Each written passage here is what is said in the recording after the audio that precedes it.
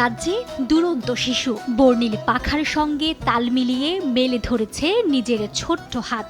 নীল আকাশে তারও যেন ওড়ার শখ। চিত্রা হরিণ, বাঘমামা আর ভালুকের সঙ্গেও খুদে শিশুদের ভীষণ ভাব। জিরাফ, ইমু পাখি, ময়ূর তারাও সামিল হয়েছে শিশুদের ঈদ আনন্দে। বাবার কাঁধে চড়ে কোলে উঠে কিংবা হাত ধরে ঈদুল আজহার বিকেলে মিরপুরের জাতীয় চিড়িয়াখানা শিশু কিশোরদের কলকাকলিতে মুখর হয়ে ওঠে।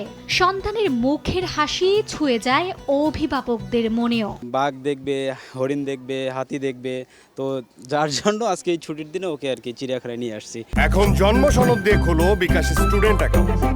নিজের বিকাশ নিজে কর। আমরা আসলে সবাই চাকরিজীবী, দেখা যায় ওইভাবে বাচ্চাদের নিয়ে ঘোরা হয় না। আসলে আজকে যেহেতু ফাঁকা, ঢাকা শহরও মোটামুটি ফাঁকা, আমাদের রূপনগরে বাসা, সেই দেখা যায় বাচ্চাদের নিয়ে আসলাম চিড়িয়াখানায়। পশু পাখি সম্পর্কে জানলো ওরা, যেহেতু বইয়ে পড়ে ওইভাবে দেখা হয় না, সেক্ষেত্রে সরাসরি দেখানোর জন্যই আর কি ওদের নিয়ে আসলাম। খুবই ভালো লাগছে, আর বিশেষ করে বাচ্চাদের আনন্দ তো বাবা মায়ের আনন্দ।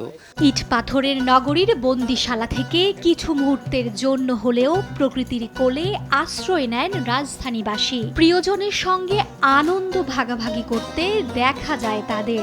অনেক আনন্দ করতেছে, ওরা তো অনেক সময় বাসায় আটকানো থাকে, যে আসছে অনেক আনন্দ করতেছে। শহরের বাচ্চারা তো আসলে চার দেয়ালে বন্দি, ওদের মোবাইল ট্যাব, এটা হচ্ছে বিনোদন।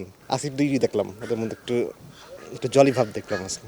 নিজেদের সৌন্দর্য দিয়ে মানব শিশুদের বরণ করে নেয় প্রাণীরা। তারা যেন অস্পষ্টভাবে জানান দেয় উঁচু পাথরের অট্টালিকা নয়, মানুষকে ফিরে আসতে হবে তার আদি শেকড় মাটি, সবুজ প্রকৃতির কাছে।